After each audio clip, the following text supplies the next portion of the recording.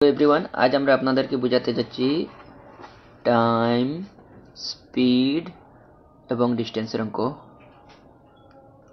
তো আমাদের টাইম মানে হচ্ছে সময়, আর স্পিড হচ্ছে গতিবেগ, আর ডিস্টেন্স হচ্ছে দূরত্ব। তো এগুলোর নির্দিষ্ট কিছু সূত্র বা ফর্মুলা আছে। এই সূত্র বা ফর্মুলা দিয়ে আমরা অঙ্কগুলো করব। প্রথমে আমরা বুঝে নেই টাইম বা সময়ের সূত্রটা। সময়ের সূত্র হচ্ছে time is equal to distance আপন স্পিড। আর দূরত্বর সূত্রটা, দূরত্ব বা ডিস্টেন্সের সূত্রটা হচ্ছে টাইম ইন্টু স্পিড, আর স্পিডের সূত্রটা হচ্ছে ডিস্টেন্স আপন টাইম। তো এই তিনটি পদ্ধতি দিয়ে আমাদের এই অঙ্কগুলো করতে হবে। এবারে আসুন আমরা সরাসরি একটা প্রশ্নের মধ্যে চলে যাই। তো আমাদের প্রথম প্রশ্ন হচ্ছে,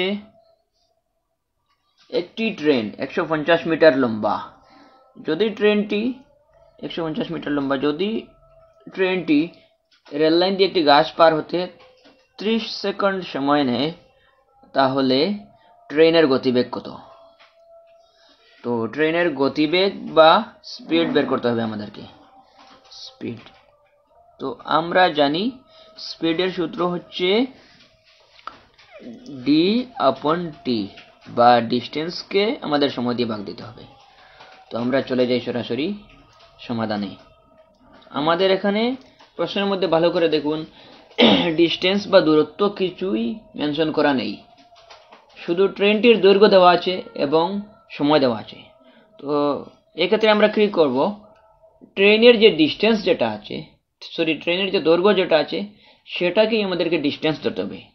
মনে রাখবেন, ডিস্টেন্স মানে হচ্ছে ট্রেনের দৈর্ঘ্য প্লাস সুড়ঙ্গের দৈর্ঘ্য বা প্লাস ব্রিজের দৈর্ঘ্য বা প্লাস প্ল্যাটফর্মের দৈর্ঘ্য, যা কিছু প্রশ্ন দেওয়া যাবে সবগুলোকে আমরা ডিস্টেন্স হিসেবে ধরবো। যদি শুধু ট্রেনের দৈর্ঘ্যটাই থাকে তাহলে সেটাকেই আমরা ডিস্টেন্স হিসেবে ধরতে হবে। তো আমাদের ট্রেনের দৈর্ঘ্য যেহেতু আছে 150 মিটার, তো আমরা সেটাকে ডিস্টেন্স হিসেবে ধরে নিচ্ছি। আসুন, তো আমাদের ডিস্টেন্স হচ্ছে 150 মিটার, আর সময় হচ্ছে আমাদের 30 সেকেন্ড। কিন্তু আমাদের প্রশ্নটি মিটার এবং সেকেন্ড দিয়ে হলেও আনসারে দেখুন আমাদের মাল্টিপল অপশনসে কি আছে, কিলোমিটার পার আওয়ার আছে। তো প্রথমে অপশন নম্বর এতে আছে 18 kilometre per hour, option number বিতে আছে 16 kilometre per hour, option number সিতে আছে 12 কিলোমিটার পার আওয়ার, আর অপশন নম্বর ডিতে আছে 24 কিলোমিটার পার আওয়ার। তো এখানে আমাদেরকে এই প্রবলেমটা সলভ করতে হবে। তো যদি এরকম প্রশ্নতে মিটার এবং সেকেন্ড দেওয়া থাকে এবং আনসারে কিলোমিটার পার আওয়ার দেওয়া থাকে, তাহলে আমাদেরকে এখানে অন্য একটি লাইন বাড়াতে হবে এই লাইনের মধ্যেই। তো আমরা জানি 1 ঘন্টা মানে হচ্ছে 3600 সেকেন্ড। তো আমরা এখানে 3600 সেকেন্ডটাকে উপরে লিখব, আর 1 কিলোমিটার মানে হচ্ছে 1000 মিটার। তো 1000 মিটারকে আমরা নিচে লিখব, ঠিক আছে। তো মনে রাখবেন এখানে কিন্তু ঘন্টার হিসেবটা উপরে বসবে আর কিলোমিটার হিসেবটা নিচে বসবে, যদি আমাদেরকে কিলোমিটার পার আওয়ারে বের করতে হয়।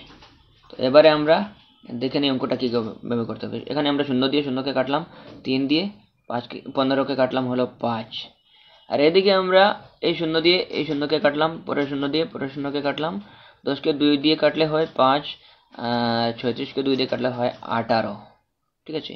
তো আমাদের এদিকে প্রথমে পেলাম 5, নিচে কিছুই নেই, মধ্যেখানে পূরণ দেব, পূরণ চিহ্ন।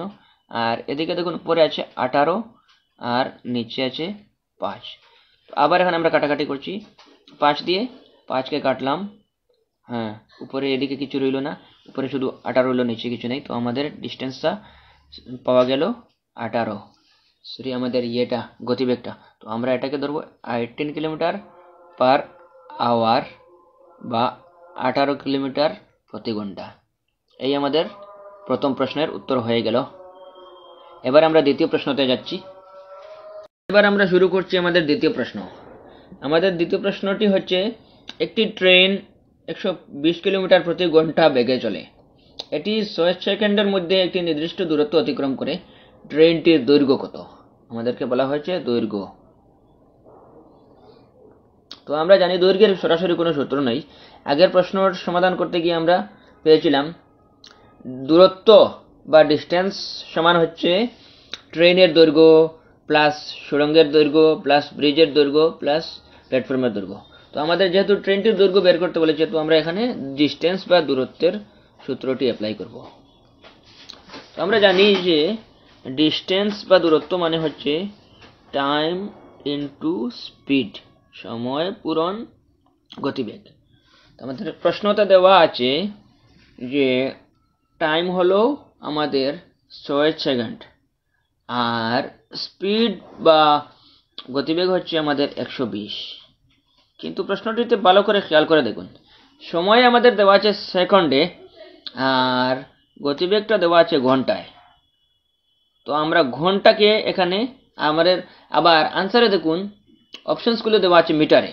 তো মিটারে বের করতে হলে আমাদের ঘন্টাকে মানে কি করতে হবে, গতিবেগটাকে, এই যে ঘন্টা যেটা আছে এটাকে আমরা 120 কিলোমিটার প্রতি ঘন্টা দেওয়া আছে, তো কিলোমিটারকে আমরা মিটারে নেব। তো কিলোমিটারকে মিটারে নেওয়ার আমাদের পদ্ধতি হচ্ছে আগের প্রশ্নটির ঠিক বিপরীত। আগের প্রশ্নটিতে আমরা দেখেছিলাম উপরে আমরা দেব 3600 দিয়েছিলাম, তো আমরা এবার দেব 1000 আর নিচে দেব 3600, অর্থাৎ এই 1000 হচ্ছে মানে কিলোমিটার হিসাব, 1000 মিটার 1 কিলোমিটার। আর সরি, এখানে আমরা 34 বানাবো, ঠিক আছে। তো এবার আমরা ইয়ে করব, এই শূন্য দিয়ে প্রথমে এই শূন্যকে কাটবো, এই শূন্য দিয়ে এই শূন্যকে কাটবো, তারপরে 2 দিয়ে 10কে কাটলে আমাদের হবে 5 আর 2 দিয়ে 34কে কাটলে হবে 18। তো আমরা কি পেলাম? আমরা পেলাম 6 পূরণ 120 পূরণ 18/5। 6 পূরণ 120 পূরণ 18/5। পরের লাইনে আমরা লিখি 6 পূরণ 120 পূরণ 18/5। তো এবার আমরা আর একটু কাটাকাটি করে নিই। এখানে 6 দিয়ে আমরা নিচের 18কে কাটলাম, হলো গিয়ে 3, ঠিক আছে। তো 3 দিয়ে আমরা 120কে কাটলে হবে 40। আর এখন আমাদের বাকি রইল শুধু নিচে কোনো সংখ্যা বাকি নেই, উপরে রয়েছে 40 আর 5। 40 পূরণ 5 হলো আমাদের 200। তো এটি হবে আমাদের 200 মিটার। এই আমাদের প্রশ্ন এখানে শেষ। আশা করি আপনারা বুঝতে পেরেছেন। এই পদ্ধতিগুলো ফলো করেই আপনারা অঙ্কগুলো করে যাবেন। দেখা হচ্ছে আপনাদের সঙ্গে নেক্সট। যদি আপনারা আমাদের ভিডিওটি ইউটিউব থেকে দেখে থাকেন তাহলে দয়া করে চ্যানেলটি সাবস্ক্রাইব করে বেল আইকনে প্রেস করুন নতুন নতুন ভিডিও পাওয়ার জন্য। আর ফেসবুক থেকে দেখে থাকলে পেজটি ফলো করুন। আপনাদের কিছু বলার থাকলে কমেন্টের মাধ্যমে জানিয়ে দিবেন। তাছাড়া বেশি বেশি করে আমাদের ভিডিওগুলি শেয়ার করুন।